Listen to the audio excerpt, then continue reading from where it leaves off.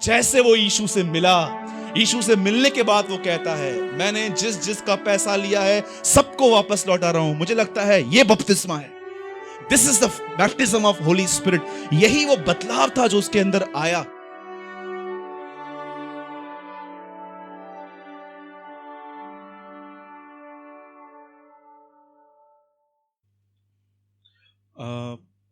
कोई भी जो यहाँ भाई और बहन बैठे हैं, कृपया फिलहाल कोई बाइबल मत खोलिए। जब मैं आपसे कहूं तब खोलिएगा। मैं चाहता हूं कि आप सब यहां पर फोकस करें। विशेषकर अगर आप पुराने हैं तो आपके लिए कुछ स्टार्टिंग में कुछ ऐसी बातें हैं आज जो आपके जीवन को एक न्यू डायरेक्शन दे सकती हैं। कई बार हम सोचते हैं क्या प्रेयर, बाइबल पढ़ना, उपवास करना, चर्च आना 3 दिन हफ्ते में यही एक मसीह जीवन है? तो मैं आपको आज एक लेवल थोड़ी आगे लेके जाने की कोशिश कर रहा हूं। और मैं जानता हूं आप में से जो भी लोग जिनका लक्ष्य प्रभु नहीं है, आपके लिए आज बहुत बोरिंग मीटिंग है। अगर आपका लक्ष्य प्रभु यीशु नहीं है तो मैं आपको बताना चाहता हूं, आने वाला पौना घंटा आप सिर्फ आज यहां बोर होने वाले हो। लेकिन अगर आपका लक्ष्य प्रभु यीशु मसीह है, आप कलीसिया में सिर्फ चमत्कार के लिए नहीं लेकिन यीशु मसीह के लिए आते हैं। आज आपके लिए खाना है, ठीक है? अभी आप डिसाइड करना कि आपको क्या चाहिए। आप में से कितने लोगों ने यूहन्ना का 6 अध्याय पढ़ा है, जिसमें यीशु मसीह ने अपनी एक पहचान दी कि मैं जीवन की रोटी हूं? मुझे नहीं पता है आप में से कितने लोगों ने सीरियसली या कितने टाइम से वो चैप्टर नहीं पढ़ा है, लेकिन वो एक ऐसा ऐतिहासिक अध्याय है बाइबल का जिसमें पहला वचन कहता है एक बड़ी पब्लिक उसके पीछे आई, और उसका आखिरी वचन कहता है सब लोग चले गए।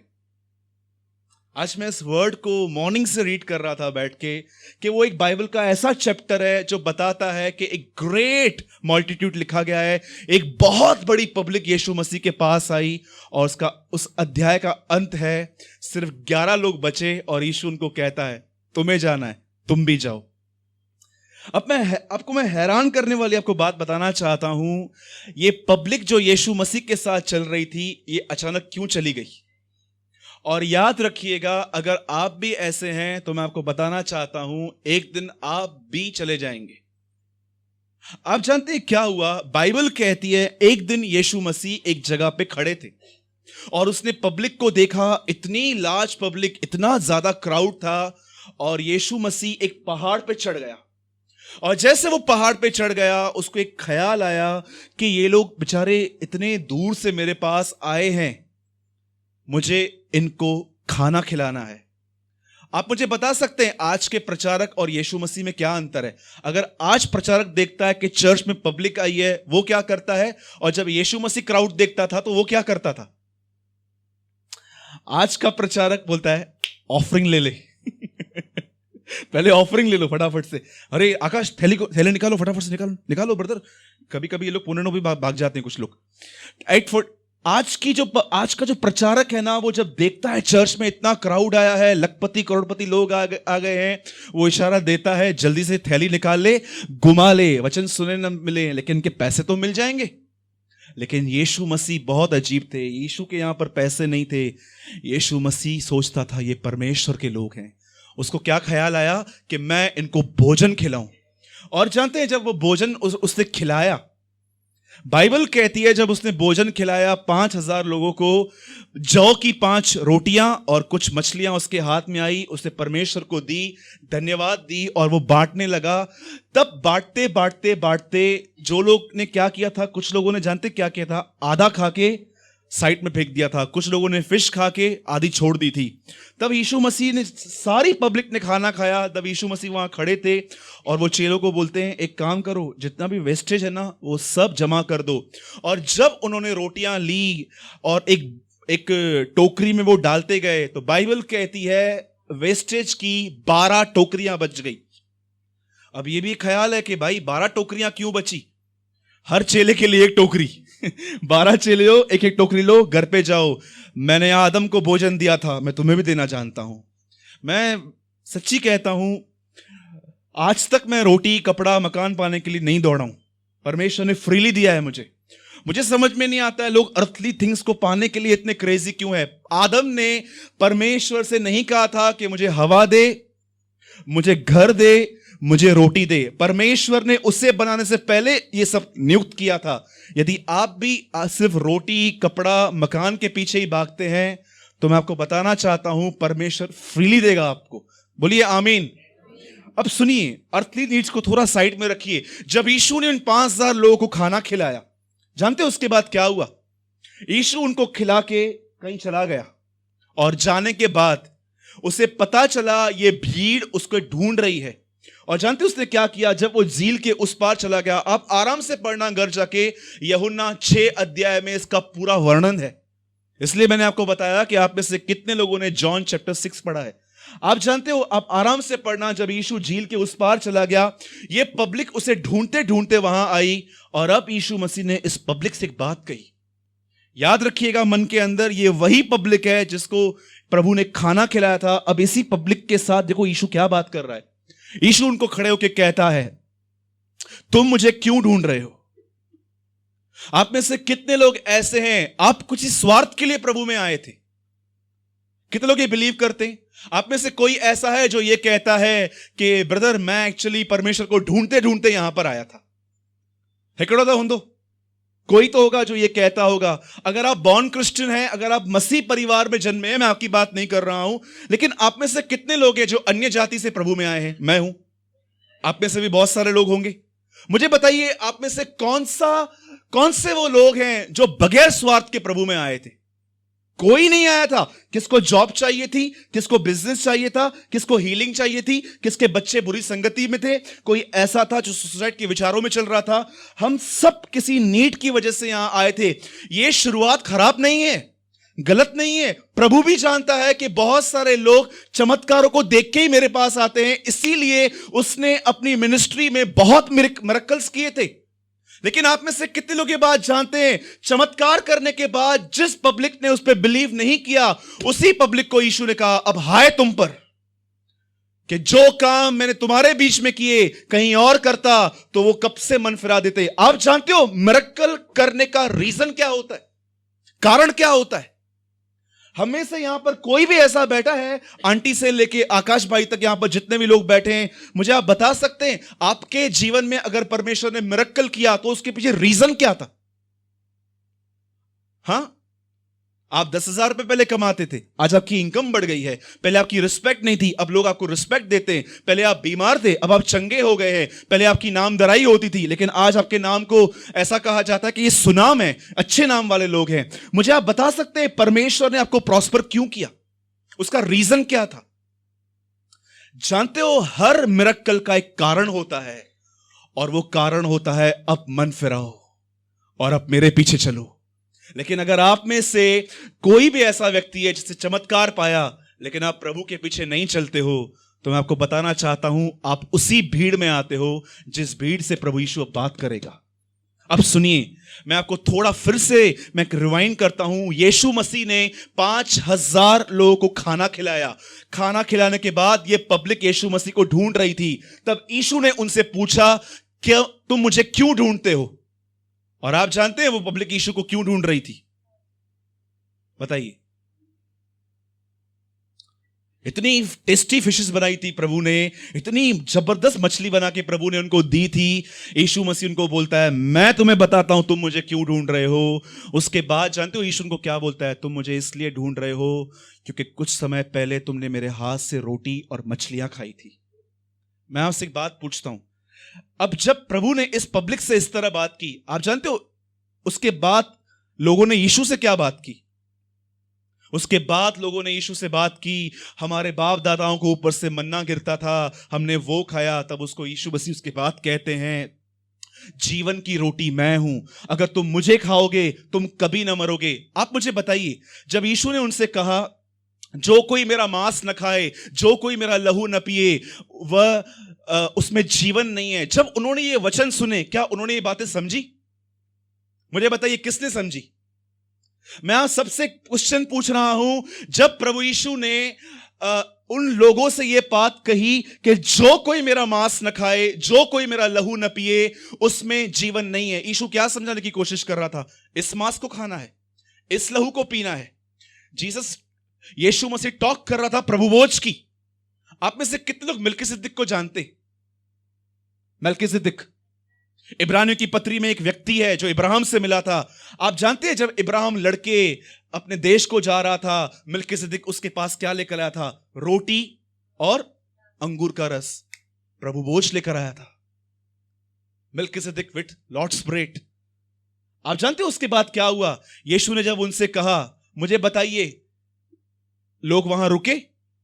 बाइबल कहती है सब चले गए और लास्ट में यीशु मसीह ने, अब मैं जो आपको बता रहा हूं उस पर ध्यान दीजिएगा, तब लास्ट में यीशु ने अपने 11 चेलों को खड़ा किया और कहा तुमको जाना है, तुम भी जाओ। मुझे बताइए पतरस ने क्या कहा? अनंत जीवन की बातें आपके पास हैं, हम कहां जाएं? मैं एक बात पूछता हूं, सब यहां पर ध्यान दीजिए। जो यीशु समझा रहा था मेरा मांस न खाओ, मेरा लहू न पियो, क्या वो पतरस से समझा होगा? अगर आप और मैं उस समय रहते और पतरस के पास जाते, एक बात तो बता, वो कहता है लहू पीना है, मांस खाना है। मुझे एक बात बता, लेवी व्यवस्था में लिखा है ब्लड को टेस्ट करना सिन है, तो तू वहां पर क्यों खड़ा है? पतरस क्या बोलता? मैंने वचन समझा है? पतरस एक ही बात बोलता, मैं उसके जीवन को जानता हूं, आई नो हिज लाइफ। आप जानते हो एक बेबी मसीह होते हैं, वो हमेशा चमत्कारों के पीछे रहते हैं। एक होते हैं मैच्योर क्रिश्चियंस, मैच्योर लोग, ये हमेशा उसकी लाइफ को समझने की कोशिश करते हैं। इसलिए मैंने आप सबसे कहा, आप में से जितने भी लोग यहां बैठे हैं, मैं आपसे पूछता हूं, आप प्रभु के पीछे चमत्कारों के लिए हैं कि आप प्रभु के जीवन को समझने की इन दिनों में कोशिश कर रहे हैं? उसका जीवन, मैं सच कहता हूं, अगर मैं पतरस के पास जाता ना और मैं पतरस से कहता मुझे एक बात बता, जो ये शिक्षा दे रहा था तू समझा? पतरस बोलता था बिल्कुल भी नहीं, मेरे तो सब बाउंस गया। अच्छा ठीक है, जैसे यहां पर भी आप बहुत सारे लोगों के बाउंस जाता होगा अभी भी, आई नो, क्योंकि ये टीचिंग थोड़ी आज डिफरेंट है। आप बताइए, एक आदमी अगर पतरस से पूछता कि जो उसने प्रचार किया वो तूने समझा? पतरस कहता नहीं, तो वो लोग पतरस से कहते थे भाई अगर तूने समझा नहीं तो तू उसके साथ क्यों है? पतरस एक ही उत्तर देता, मुझे नहीं पता है वो क्या प्रचार कर रहा था, लेकिन मुझे एक बात पता है, he is a man of God, वो परमेश्वर का जन है। आप जानते हैं जो लोग प्रभु के पास सिर्फ चमत्कार पाने के लिए आते हैं, एक दिन ये प्रभु को छोड़ देंगे 100%। अगर आप चर्च में इसीलिए आए हैं क्योंकि एक चर्च में आपका काम नहीं हुआ, अब देखते हैं भाई सूरज के पास भी चलते हैं, शायद वहां पर काम आ जाए, इसकी मीटिंग में थोड़ी ज्यादा सामर्थ्य होती है, ये गिराता है लोगों को। अगर आप इसलिए आए हैं ना, मैं आपको लिख के दे सकता हूं, आप ये भी चर्च छोड़ोगे। हर वो व्यक्ति जो चमत्कारों के पीछे प्रभु के लिए आएगा, वो चर्च टू चर्च घूमेगा। लेकिन एक बार जिस व्यक्ति ने यीशु मसीह के जीवन को समझा कि वो खुदा है, वो कैसे जीता है, मैं आपको लिख के दे सकता हूं, आप चर्च नहीं छोड़ेंगे, उल्लासनगर आपको देख के चर्च आएगा। आप समझ रहे हैं? अब मुझे बताइए, यीशु का जीवन कैसे समझेंगे? कितने लोगों के पास कोई ऐसी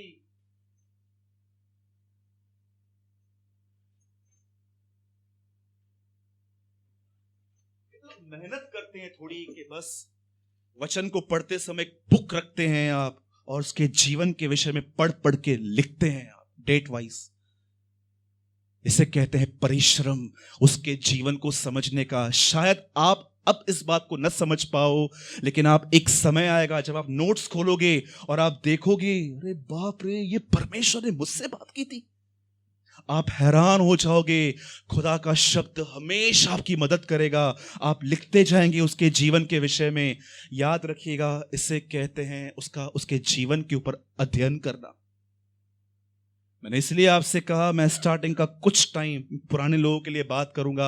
अगर आप नए हैं, मैं आपको कहता हूं आप सिर्फ नया नियम 2-4 बार पढ़ लो। नहीं समझ में आता है तो भी पढ़ो, नो प्रॉब्लम। आप जैसे जैसे चर्च आओगे आपको वर्ड समझ में आ जाएगा।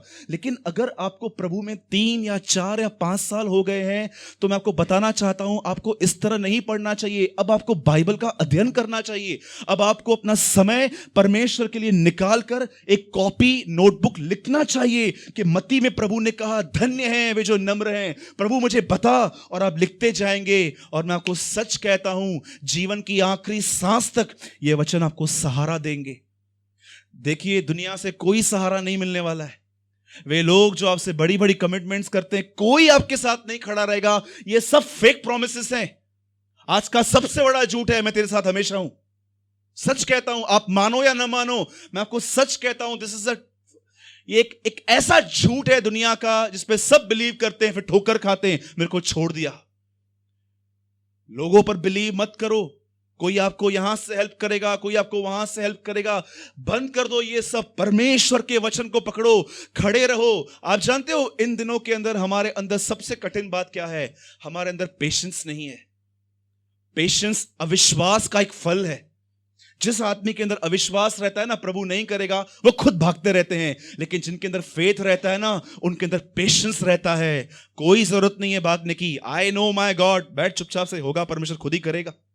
लेकिन जिनके अंदर धीरज नहीं होता ना, आप उनके अंदर हमेशा घाई घाई घाई घाई, समय से पहले भागने की कोशिश करते हैं।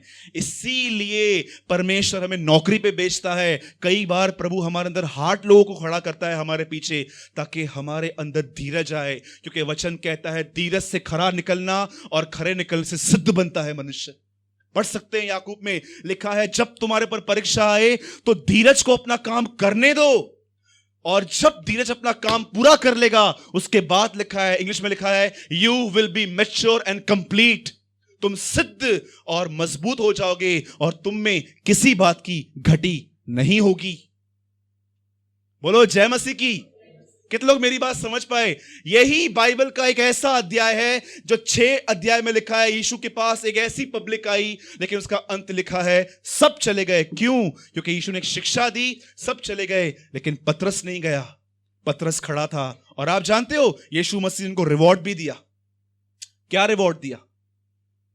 सोचो अगर गौरव भाई यहां बैठे हैं और ब्रदर आपको प्रभु कहे तुझ जैसा विश्वास मैंने पूरे उल्लासनगर में नहीं देखा, आप कभी भूल पाओगे ये शब्द?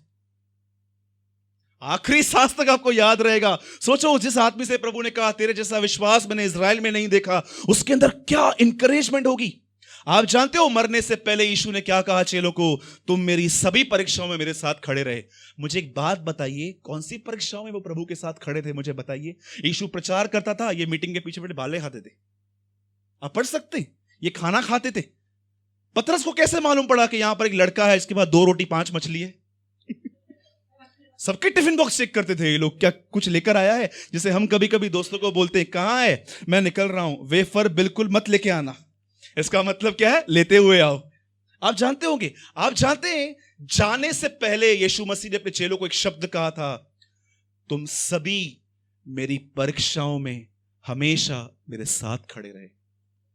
जब आपको पता चलता है कि एक आदमी का नाम खराब किया जा रहा है, सब चले जाते हैं वहां से छोड़ के, लेकिन सच्चे व्यक्ति होते हैं वो जो उसके बाद भी उसके साथ खड़े रहते हैं। इसलिए यीशु ने उनसे कहा तुम मेरे साथ मेरी सभी परीक्षाओं में खड़े थे। बोलो जय मसीह की। कितने लोग मेरी बात समझ पा रहे हैं?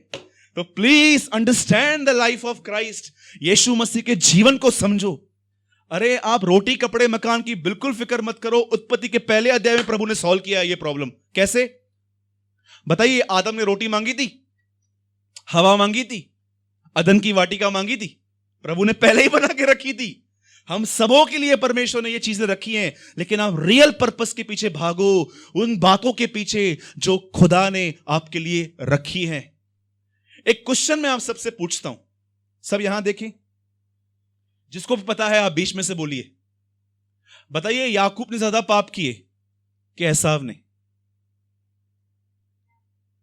इसहाक के 2 बेटे थे ना, याकूब और एसाव। याकूब ने ज्यादा पाप किए कि एसाव ने? थोड़ा बताइए याकूब ने क्या क्या किया? भाई को चीट किया, बाप को चीट किया, मामा को चीट किया। एसाव ने क्या पाप किया? सिर्फ एसाव ने दाल का एक सूप पिया और अपना पहलोठापन बेच डाला। आपको पता है, आप पूरी बाइबल पढ़ लो, हर जगह पे लिखा है मैंने याकूब को प्रिय जाना परंतु एसाव को अप्रिय जाना। ये क्या है? इसने इतने बड़े बड़े पाप किए, ये प्रिय जाना गया, मैंने सिर्फ एक दाल का सूप पिया, मैं अप्रिय जाना गया। लास्ट तक आपको पता है इब्रानियों की पत्री में लिखा है आंसू बहाने पर भी उसे मन फिराव का मौका नहीं मिला। क्यों? ऐसा क्या पाप था? आप जानते हैं, परमेश्वर ने उसे घर का बड़ा बेटा बनाया था, पहलोठा। और जब याकूब उसके पास आके कहता है मैं तुझे दाल देता हूं, तुझे बहुत भूख लगी है ना, ये पद मुझे दे दे। आपको पता है कई बार हम अपने जीवन में ये पाप करते हैं, वे चीजें जो परमेश्वर हमें देना चाहता है हम उन्हें तुच्छ जानते हैं, और वो चीजें जो संसार हमें देना चाहता है हम उनके पीछे भागते हैं। It is also sin. Satisfaction, संतुष्टि प्रभु में है, दुनिया में खुशी है। खुशी और संतुष्टि में, हैप्पीनेस और सेटिस्फिकेशन में बहुत अंतर है। आपको दुनिया खुशी दे सकती है कुछ पल की, टेम्पररी, पर परमेश्वर में संतुष्टि है, सेटिस्फिकेशन है उसको पाने के बाद किसी चीज की। इसीलिए आज ब्रदर ने एक बहुत अच्छा गीत गाया आज के, प्रभु काफी है। इसलिए दाऊद कहता है तेरे साथ रहते हुए मैं और कुछ नहीं चाहता। That's a life. बोलो जय मसीह की। आइए हम छोटा सा एक वर्ड देखेंगे। मैंने पुराने लोगों के लिए मुझे जो बताना था मैंने बता दिया। अब मैं कुछ नॉर्मली बात करना चाहता हूं परमेश्वर के साथ समय बिताने के लिए, और बहुत ही सरल तरीके से बताऊंगा कि आजकल जो ये प्रार्थनाएं होती हैं, प्रभु आग बेच, आग बेच, आग तो नहीं, पानी भी नहीं आ रहा है। तो मैं आपको आज बताना चाहता हूं ये आग क्यों नहीं उतरती है आजकल, जो बोलते हैं फायर फायर। एक मीटिंग में मैं गया था, पंकज भाई मेरे साथ थे, हम साथ में गए थे। वहां पर चिल्ला रहे थे लोग फायर फायर फायर, और जानते हो जब लोग वो चिल्ला रहा था पब्लिक को लग रहा था कुछ आया है, लेकिन मैं जानता था ये सिर्फ नॉइज है, ये बहुत आवाज है। आग एक अलग ही चीज है। आग में क्या आदमी ऐसा रहेगा क्या? आप जानते हैं आग एक्चुअली है क्या? बाइबल क्यों कहती है कि एक प्रतिज्ञा है कि प्रभु यीशु हमें पवित्र आत्मा का बपतिस्मा देगा। आइए जिनके पास भी प्रभु का वचन है हम सब खोलेंगे मत्ती का 3 अध्याय। आइए सब शांत हो जाएंगे। 3 अध्याय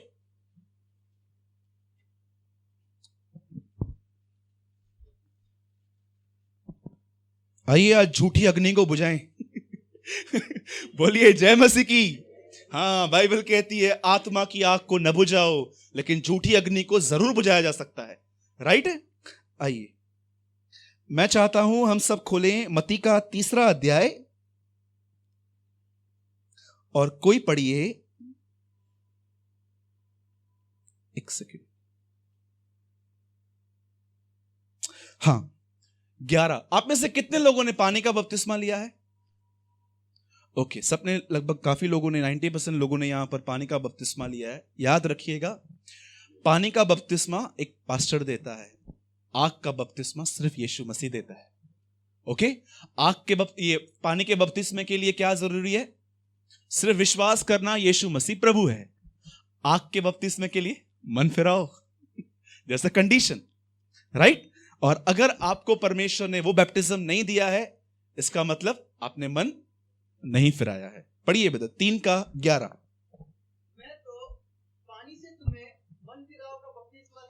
मैं तो तुम्हें पानी से मन फिराव का बपतिस्मा देता हूं, हाँ, परंतु जो मेरे बाद आने वाला है वो मुझसे शक्तिशाली है। मतलब वो मुझसे सामर्थी है। हाँ हाँ हाँ, अब सब ध्यान दीजिए। बोलिए आग। आग में कचरा बढ़ेगा कि जलेगा?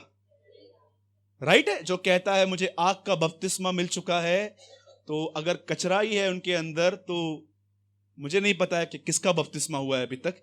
लेकिन मैं आप जानते हैं कितने लोगों ने 1 रुपए के नकली नोट देखे? हाथ उठाइए। भाई कहां से है? ओके ठीक है, वो जो बाजार से मिलते होंगे वो देखे होंगे। हाँ ओके ओके, मैं समझा, जिसमें शाहरुख खान की फोटो लगी रहती है। सुनिए, आप जानते हैं कोई भी आदमी 1 रुपए के, 5 रुपए के, 10 रुपए के, 20 रुपए के कोई भी रिजर्व बैंक के जाली नोट नहीं निकालता है। करेंसी हमेशा 500, 2000 नोट जो होते हैं उनकी बनाई जाती है। आप जानते हो शैतान अच्छे से जानता है कि मसीह के अंदर वैल्यूएबल थिंग्स कौन सी हैं, कीमती चीजें, और वो उनको हमेशा नकली बनाने की कोशिश करता है। आप में से कितने लोगों ने ये वचन पढ़ा है, सच्ची दाखलता मैं हूं? यीशु मसीह ने ऐसा क्यों नहीं कहा दाखलता मैं हूं, सच्ची क्यों कहा? क्योंकि वो जानता था झूठी भी है।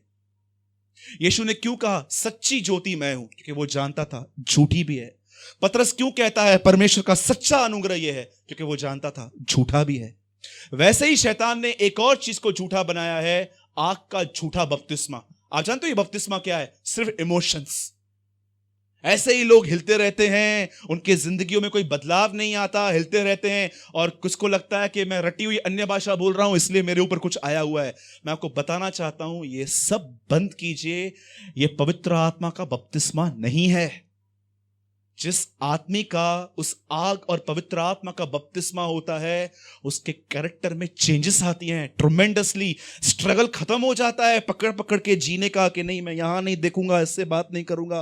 वो आदमी संसार के बीच में रहकर भी एक शुद्ध जीवन जी सकता है। आप जानते हो पुराना नियम कहता है वॉक, चलो। नया नियम वॉक नहीं कहता है, नया नियम कहता है फ्लाई, उड़ो। चलने और उड़ने में बहुत अंतर है, और वही लोग उड़ सकते हैं जिनको सच में इस पवित्र आत्मा की भरपूरी मिली है। सुनिए, यहां पर यूहन्ना बपतिस्मा दाता एक प्रचार कर रहे हैं इजराइल के सामने कि मेरे बाद यीशु मसीह आने वाला है जो तुम्हें आग का बपतिस्मा देगा। मैं आपको बताना चाहता हूं आज कलीसिया पवित्र आत्मा का और आग का बपतिस्मा किसे कहती है। मुझे एक बात बताइए, अगर आपके बाल खड़े हो जाते हैं तो क्या यह परमेश्वर का स्पर्श है? हाँ? या आप गिर जाते हैं और आप उठते हैं, आप वही देखते हैं, सब वही है, दिल होता है इसको सुना दूं, दिल होता है इसको मारूं, दिल होता है इसका पैसा वापस नहीं करूं। ये बपतिस्मा है? हाँ? आप जानते हो रियल बैप्टिज्म क्या होता है? रियल बैप्टिज्म मैं ऐसे समझता हूं ये दर्शाया नहीं गया है, लेकिन मुझे ऐसा लगता है कि बाइबल के अंदर अगर कोई पहला व्यक्ति है जिसको प्रभु ने आत्मा का बपतिस्मा दिया है तो वो मुझे लगता है जक्कई है, ज़ैकियस। जैसे वो यीशु से मिला, यीशु से मिलने के बाद वो कहता है मैंने जिसका पैसा लिया है सबको वापस लौटा रहा हूं। मुझे लगता है ये बपतिस्मा है। This is the baptism of Holi spirit. यही वो बदलाव था जो उसके अंदर आया। लेकिन अगर आप कहते हो मैं गिर भी गया, मुझे कुछ होता भी है, मैं कमरे में गया, दर्शन देखा, ये देखा, वो देखा, मैं आपको सच कहता हूं ये सब बातें कॉन्ट्रफिट भी हो सकती हैं। अब ध्यान दीजिए कि आज लोगों पर ये आग क्यों नहीं उतर रही। आप में से कितने लोग ये बात जानते हैं कि पहले के 4000 साल तक परमेश्वर ने किस जाति से संबंध रखा था? इज़राइल। जब 4000 साल के बाद प्रभु अन्य जातियों की तरफ आया, हमारी तरफ आया, आप में से कितने लोग ये बात जानते हैं? सच बताइए कि प्रभु ने इज़राइल से नाता आखिर क्यों तोड़ा? ऐसा क्या कर दिया उन लोगों ने कि प्रभु ने कहा अब एक काम करते हैं, बंद करते हैं इनके साथ काम, हम एक नया काम करते हैं, चर्च। अब हम कलीसिया स्टार्ट करते हैं। क्यों बाइबल कहती है कि परमेश्वर ने मलाकी की किताब में कहा अब मैं पृथ्वी पे सत्यानाश करने आ रहा हूं? आपको पता है मलाकी का आखिरी शब्द ये है, अब मैं पृथ्वी पे सत्यानाश करने के लिए आ रहा हूं। क्यों परमेश्वर ने वहां पर ठान लिया मैं इज़राइल से अपनी वाचाएं तोड़ रहा हूं, मैं सब कुछ खत्म कर रहा हूं, अब मैं एक नया वे स्टार्ट कर रहा हूं, चर्च। आप जानते हो क्यों? ऐसा क्या पाप किया उन्होंने कि परमेश्वर ने कहा बस गिव अप, अब मैं इनकी तरफ नहीं जाऊंगा। हाँ, ये बात अलग है कि जब हम अन्य जातियों का समय पूरा हो जाएगा प्रभु वापस जाएगा इज़राइल, क्योंकि लिखा है जब तक अन्य जातियों का समय पूरा न होता है इज़राइल का एक भाग कठोर रहेगा। आप जानते हो क्यों क्या किया उन्होंने? सुनिए, ये उनका पाप था। आप जानते हो उन्होंने परमेश्वर को रिस्पेक्ट देना बंद कर दी। मुझे एक बात बताइए, अगर आप किसी संबंध में हो और आपको इज्जत नहीं मिलती है थोड़ी सी भी, कितना समय आप उस संबंध को घसीटेंगे? हाँ, मैं आप सबसे पूछता हूं, यहां पर आप कुछ हस्बैंड्स हैं जो वाइफ के साथ हैं, आप कुछ पत्नियां हैं पति के साथ है, आपके बच्चे हैं, हमारा बहुत संबंध है सबसे। पर मुझे बताइए, अगर आपका किसी के साथ संबंध है और वो आपको वैल्यू नहीं देते, रिस्पेक्ट नहीं देते, आप कितना घसीटोगे, एक ना एक दिन तो ये संबंध टूटेगा ही टूटेगा। होना ही है ये सब। हाँ, कोई होगा जो प्रभु का जन होगा, जो प्रभु को जानता होगा, वो आपको संभाल भी सकता है, शायद कि आप उसको सुनाओ भी, उसके बाद भी वो आपके साथ इज्जत से बात करे। ये बहुत कम लोगों में होता है। पर आप जानते हैं, परमेश्वर ने मलाकी की किताब में, जानते हो प्रभु ने इज़राइल को क्या कहा? बाप बेटे का आदर करता है, बेटा बाप का आदर करता है। यदि मैं परमेश्वर हूं तो मेरा आदर कहां है? तब उन लोगों ने प्रभु से कहा, हमने तुझे आदर कभी नहीं दिया। प्रभु ने कहा, आई विल एक्सप्लेन कि तुमने मुझे आदर कैसे नहीं दिया है।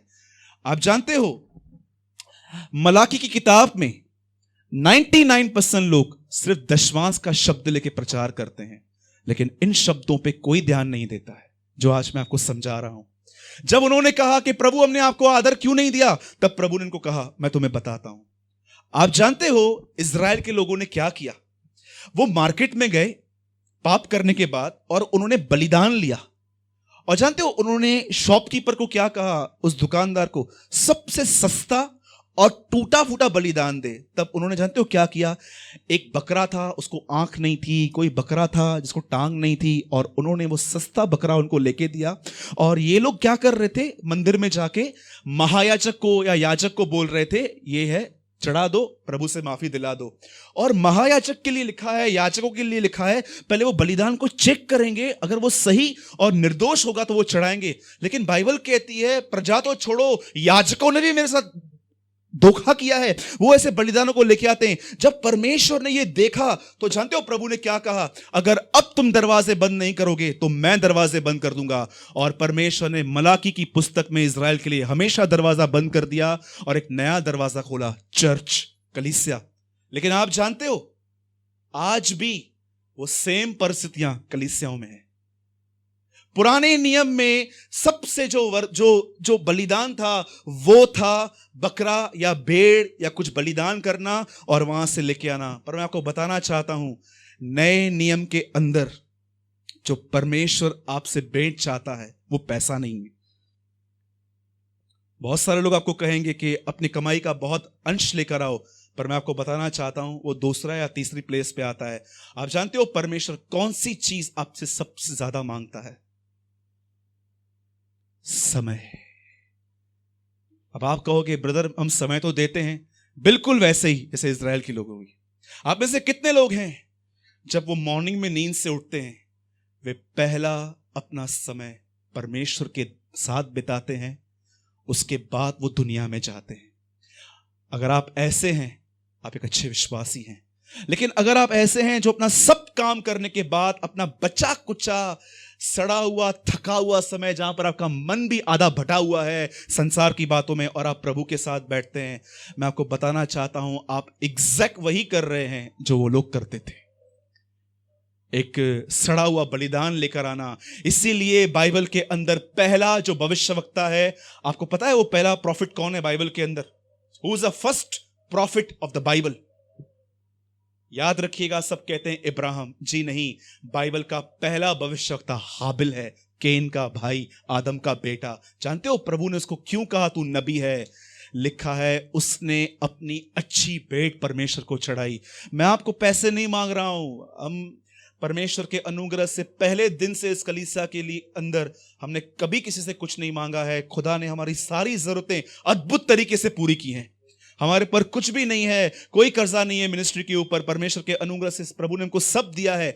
पर मैं आपको बताना चाहता हूं, परमेश्वर ने हमारी सारी आवश्यकताएं पूरी की हैं। पर मैं आपसे एक बात पूछना चाहता हूं, आप में से कितने लोग अपना एक सुंदर अच्छा समय एवरीडे परमेश्वर को देते हैं?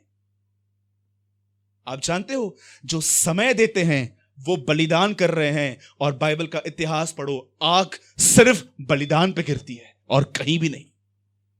हम बहुत सारे प्रचारक लोग आज जानते हो क्या करते हैं? परमेश्वर के साथ 5 मिनट नहीं बैठते हैं और वेदी पे चिल्लाते हैं, आग बेच, आग बेच, आग बेच। किस प्रकार की आग चाहिए तुम्हें? हाँ, आपको पता है रियल चर्च क्या होती है? रियल चर्च भाई जैक पुनन ने बताई थी इस बात को कि मूसा ने एक झाड़ी देखी थी, वो जल रही थी पर खाक नहीं हो रही थी, और उसमें से शब्द आया, हे मूसा, हे मूसा। भाई जैक पुनन ने कहा परमेश्वर की सच्ची कलीसिया वो होती है जहां आग है और उसमें से खुदा बात करता है लोगों से। That's a church. बताइए आप में से कितने लोग हैं जो अपना परमेश्वर को अपना बेस्ट टाइम देते हैं? थका हुआ, सड़ा हुआ, बटा हुआ समय नहीं कि सब काम कर लिए, अब अधूरा मन आप लेकर आए हो और प्रभु के साथ बैठे हो, फॉर्मेलिटी निभा रहे हो। बोलो फॉर्मेलिटी, जस्ट आप फॉर्मल वे से बैठे हो। लेकिन एक ऐसे लोग होते हैं जो अपनी नींद खराब करते हैं, परमेश्वर के साथ बैठते हैं, क्योंकि वो जानते हैं यही तो मेरी ताकत है, यही तो मेरी स्ट्रेंथ है। यहां पर सक्सेस हूं तो हर जगह पे सक्सेस हूं मैं। हम मॉर्निंग में उठते हैं, पूरा पेपर अंदर डालते हैं, कॉफी पीते हैं, चाय पीते हैं, सबसे बात करते हैं, उसके बाद नाश्ता करते हैं, काम पे जाते हैं, और बीच बीच में जब देखते हैं कि कल ये आने वाला है, ये प्रॉब्लम होने वाला है, प्रभु से बात करते रहते, तो दया करना प्रभु, कहां जाऊं मैं। जानते हैं क्या कहते हैं? ये वही गलतियां हैं जो इजराइल के लोग करते थे। बताइए परमेश्वर आपके जीवन में कहां है? सेकंड, थर्ड, फर्स्ट में तो कोई भी नहीं है, आई नो।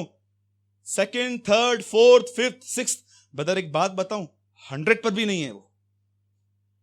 हाँ, मुझे याद आती है जब मैं बहुत जबरदस्त मैटर में अटकता हूं, तब मुझे पता है मुझे सिर्फ वहीं से वही निकाल सकता है। इसीलिए यूहन्ना ने कहा वो तुम्हें आग का बपतिस्मा देगा, वो तुम्हें पवित्र आत्मा का देगा। क्यों देगा? जब आप उसके साथ समय बिताओगे, जब आपका मन उसकी तरफ उठेगा। एक आखिरी सवाल पूछ के मैं मीटिंग खत्म कर रहा हूं। मैं चाहता हूं आपके, अगर आपने बाइबल खोला है तो आप बंद कीजिए। मैं चाहता हूं हम सब सिर्फ ये लास्ट मिनट कंसंट्रेट करें। आप जानते हैं, मैंने और मेरे परिवार ने यह अनुभव किया है, परमेश्वर से दूर होकर लाइफ नहीं है, कुछ भी नहीं है। सिर्फ और सिर्फ यहां पर डेविल मेंटली टॉर्चर करता है। ट्रस्ट मी, मैं आपके भलाई के लिए कह रहा हूं। शैतान सिर्फ और सिर्फ जब आप प्रभु से दूर हो जाएंगे ना, सिर्फ यहां पर आपको मेंटली टॉर्चर करेगा, ऐसी ऐसी बातें दिखाएगा आपको, ऐसी ऐसी बातें कि आप मन में कभी कभी रात को प्रेयर करोगे, लॉर्ड प्लीज मुझे कल का दिन मत दिखा, मैं थक चुका हूं अब। Don't hide from God, please hide in God. परमेश्वर से दूर मत, परमेश्वर से मत छुपो, परमेश्वर में छुपो।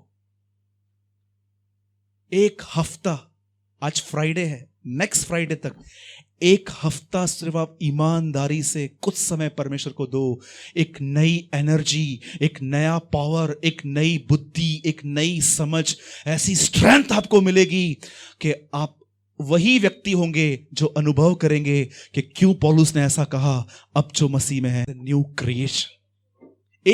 सिर्फ एक हफ्ता।